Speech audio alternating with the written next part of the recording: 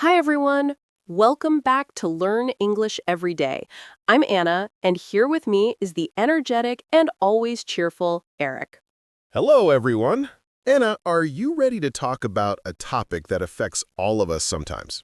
I think I know. Is it laziness? Bingo. Today's episode is called Stop Being Lazy, Take Action Today. So, Anna, why do you think people feel lazy sometimes? I think it's because they feel tired or overwhelmed by too many tasks. But before, if you enjoyed this episode, don't forget to subscribe, like, and share the channel. Your support helps us reach more English learners around the world. Laziness can sneak into every part of life, work, school, even simple daily chores. It's like a wall that stops you before you even start. That's right. And today, we'll explore why laziness happens and what we can do to overcome it. Let's start with the root causes. One main reason people feel lazy is a lack of motivation. Right. Motivation is the reason or drive to do something. Without it, it's easy to procrastinate. Another big reason is fear. People are afraid of failing, so they don't even try. Very true. Studies show that fear of failure is one of the main reasons people don't start new projects. A simple way to overcome this is by breaking big goals into smaller, manageable steps. For example, instead of saying, I want to be fluent in English in 6 months, you can say, I will practice speaking for 10 minutes every day. That's such a good point. Small steps are easier to start and help build confidence. Routines and habits are another key factor. Having a daily routine keeps your body and mind consistent. Right. Building small habits can create momentum. Research shows that about 40% of our daily actions are driven by habits, not conscious decisions. So, for example, if you want to exercise more, start with just a 5-minute walk every day. When that becomes easy, gradually increase the time. Exactly. Momentum is powerful. Now, let's talk about distractions, which often fuel laziness. Phones, social media, endless notifications, they can steal hours of your day. Right. On average, people spend about 3 hours a day on their phones. That's a lot of time you could use for something productive. A good way to reduce distractions is to put your phone in another room while you work or study. Out of sight, out of mind, it really works. Mindset is another important factor. What do you mean by mindset? I mean having a just start attitude. Sometimes waiting for motivation isn't the answer. You just need to take one small step. That's true. Once you start, the next steps often feel easier. And rewarding yourself for progress, even small rewards, keeps motivation alive. Absolutely. Now, let's review some key vocabulary we've mentioned today.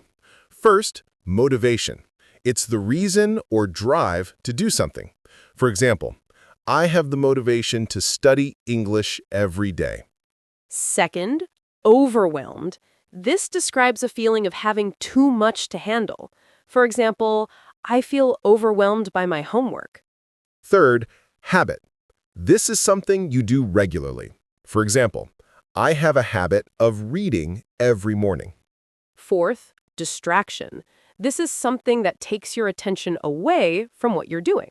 For example, social media is a big distraction while studying. Finally, failure. It means not succeeding. For example, failure is part of learning. Let's ask some questions to our listeners. First, what is one small habit you could start today to fight laziness? For me, it would be drinking more water every day. And for me, it would be putting my phone in another room when I need to focus. Second question, how can setting small goals help you feel less overwhelmed? Small goals feel more manageable and easier to start. Big tasks can feel scary, but small steps are simple. Exactly. Breaking tasks into smaller steps really helps. Now, let's look at some fun facts and research about laziness. Anna, did you know there's a concept called productive procrastination? Wait, productive procrastination? How is procrastination productive? It's when people delay an important task but still get other useful things done. Oh, like cleaning your room instead of finishing a report. Exactly. Research shows this can sometimes reduce stress and help you refocus. But don't overdo it, it can become a bad habit. Speaking of habits, did you know it takes about 66 days to form a new habit? Yes, consistency is key. A schedule or daily routine really helps reduce laziness. Another reason for laziness is lack of purpose. When we find meaning in our work, motivation becomes much easier. That's true. Here's a fun story. Albert Einstein was often called lazy as a child. No way! But look at him, one of the smartest people in history. Exactly. Laziness doesn't define your potential. There's also a trick called the 2-minute rule for beating laziness. What's that? The idea is to start a task that takes just 2 minutes. Make it so easy that you can't say no. For example, if you want to exercise, just put on your workout shoes. That's clever. Once you start, it's easier to continue. And science supports it. Small achievements motivate your brain to keep going. Speaking of motivation, here's a story about Thomas Edison. I love Edison stories. What happened? He failed over 1,000 times before inventing the light bulb. 1,000 times? That's incredible!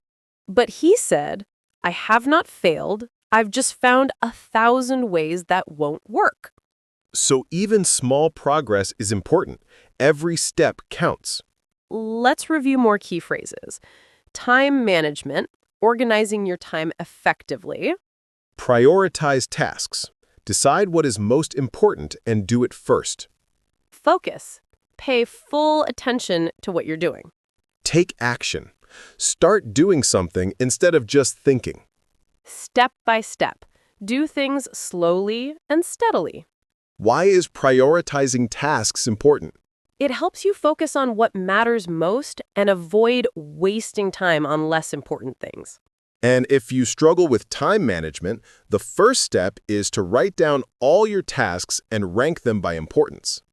All right, Eric, I think we've had a very productive discussion today about fighting laziness. Absolutely. I hope our listeners feel inspired to take action and make positive changes. Remember, even small steps can lead to big progress over time. And don't forget to subscribe. Keep moving forward, step by step. Share your thoughts in the comments. We'd love to hear which tips work best for you. And make sure to subscribe to our channel for more lessons and strategies to improve your English and your life. Keep moving forward. See you next time. Goodbye.